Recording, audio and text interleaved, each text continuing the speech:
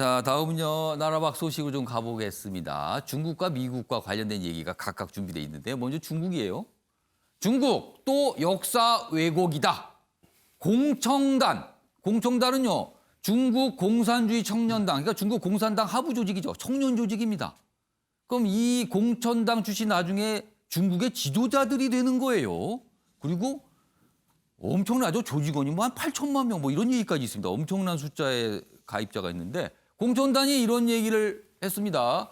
6.25 남침이 아닌 내전이다. 이게 남침이 아니고 내전이랍니다. 어떻게 된 거죠? 중국 외교부 동의 여부 묻자 역시 내전이다. 이건 아닌데요, 지금요. 자, 이 얘기 좀 해보겠는데요.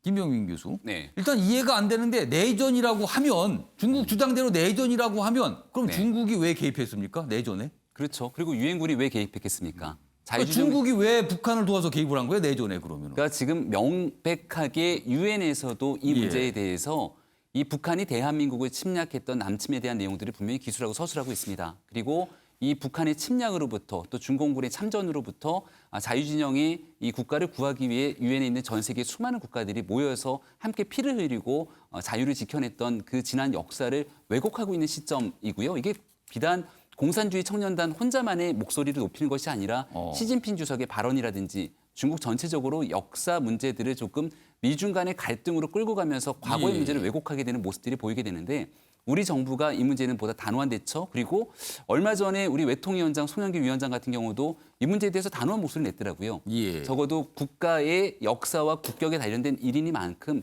여기 여야가 좀 합심하고 중국의 단호한 목소리를 낼 수 있도록 여기에 대한 조치들이 분명히 나와야 된다고 생각합니다. 그러니까 지금 중국과 미국이 대립을 하고 있어요. 굉장한 갈등 관계죠. 근데 그 사이에 우리와 관련된 내용을 사실이 아닌 걸 주장하면서 끌어들이고 있는 겁니다. 지금 이 부분이요. 이 부분은 단순히 그냥 에이 뭐 틀린 얘기래 이 정도로 넘어갈 건 아닌 것 같다는 얘기 참 많이 나옵니다. 지금요. 내전이란요. 그 도대체 왜 개입을 한 겁니까? 내전에. 남의 나라 내전에. 앞뒤가 안 맞는 주장이 나왔습니다. 지금. 대법 보수와 완성한 트럼프 대통령 막장 대선 드라마가 시작이 되나. 막장 대선 드라마. 그러니까 대선 끝난 뒤에 막장으로 가는 거 아니냐는 거죠. 여기 보겠습니다. 베럿 미 대법관 취임했습니다. 트럼프 대통령은 지금 굉장히 어수선한 상황인데 이걸 밀어붙인 거거든요. 취임을 시켰습니다. 결국에는. 그래서 미국 대법원이 보수 6, 진보 3입니다. 본인에게 유리하다는 거죠. 지금.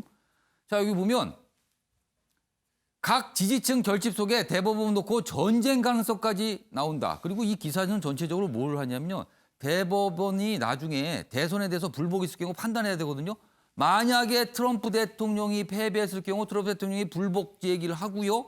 대법원이 판단을 한다. 자, 그렇다면 본인 입장에서는 유리한 구도가 된다. 뭐 이런 겁니다. 지금 상황이요. 그럼 어떻게 되는 겁니까? 미국이요. 최영호 고문님. 지금 뭐 끝나더라도 그런 불확실성이 계속될 확률이 굉장히 높죠. 2000년도에 엘고와 조지 부시가 플로리다 재검표하는데 37일 걸렸습니다. 그러니까 뭐 그때도 대법원 판결을 받았거든요. 재검표하지 말아라. 예. 요번에도 대법원에 이제 검토가 시작되는데요. 대법원에는 지금 9명으로 되어 있습니다만은 6명 이상이 찬성하는 건 물론이지만 6명 이상이 심리를 할 건가 안 할 건가부터 결정을 합니다. 그렇기 때문에 그 부분 이렇게 대법원을 놓고서 지금 양당이 빠르게 장악을 하기 위해서 그래서 트럼프 대통령이 이렇게 서둘러서 취임을 시킨 거군요. 지금 네, 대법관 그 한 이유가 명을. 있죠. 지금 뭐 사실 한 20여 개 이상의 대법원 판결이 벌써 선고에 관련 것들이 나오고 있습니다. 예. 우선 뭐 우편 투표라든가 이런 건데 사실상 근데 지금 뭐 대선 막장 드라마인데 11월 4일 날 결정 날 수도 있습니다. 플로리다가 11월 4일까지 들어오는 우편 투표에 대해서 유효표로 확정을 하고요. 예. 그날 우편 투표까지도 결과를 나올 수 있는 예. 시스템을 만들어 버렸습니다. 그래서 플로리다는 14일 그냥 11월 4일 날 결정이 되거든요. 예. 그러면 플로리다를 이긴 사람이 지금 이기는 걸로 지금 뭐 판세가 그런 돌아가기 전망이 때문에 많습니다. 11월 4일이면은 분명히 결과를 우리가 예측할 수 있고요. 그 이후에 크고 작은 전투는 뭐 우리가 예상이 됩니다만은 예. 아마 우리가 볼 수 있는 선거 결과는 당일이면 저는 나올 거라고 생각합니다. 근데 만약에 바이든 후보가 이겼을 경우 트럼프 대통령 가만히 있지 않을 것 같습니다. 근데 만약에 트럼프 대통령이 이기면 바이든 후보가 뭐 소송까지 하겠느냐 뭐 이런 얘기 있는데 어떻게 됩니까? 바이든 후보도 지금 1,000명 정도의 변호사들을 해서 투표 프로젝트라는 걸 만들어서 각 주별에 지금 법이 다르기 때문에 예. 각 주에다가 1,000명 이상의 변호사들을 다 파견해 놓고 대기하고 있습니다.